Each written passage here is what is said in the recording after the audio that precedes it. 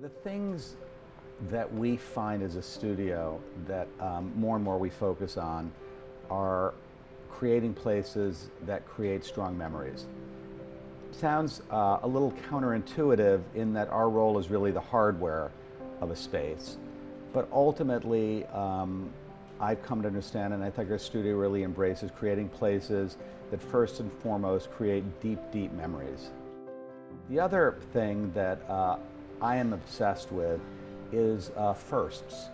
Now, it can't just be project types, so when we get a new restaurant, I will look at that as a first. What can we make happen in the world that links to the client, to the cuisine, to the location, that is totally unique? I think hotels and luxury is shifting, and it's not about sameness, it's about uniqueness. And so there's a direct link in the amount of research we'll do to try and uncover and develop a backstory about the location, about the city, about the cuisine.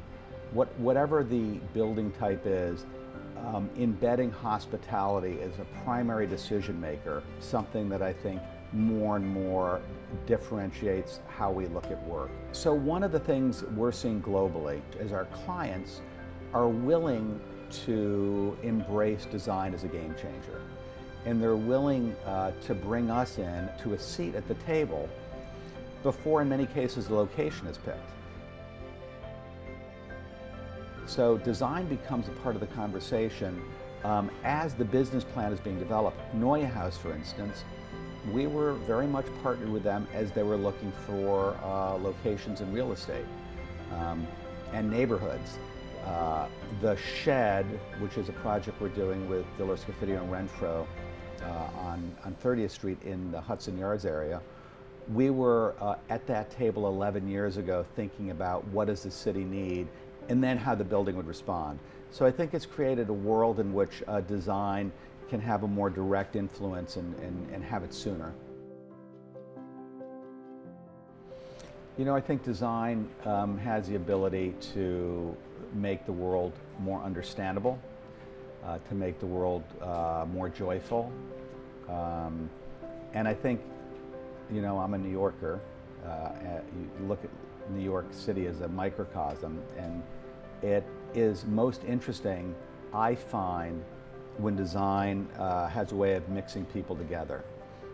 There are spaces you can think of that elevate how you feel. You walk into Radio City Music Hall through that lower lobby, and when you step into that taller atrium with the stair, you feel yourself expand, you feel your posture improve. When you walk along Central Park West and pop into Central Park, you realize you're in this outdoor living room that makes the city more livable.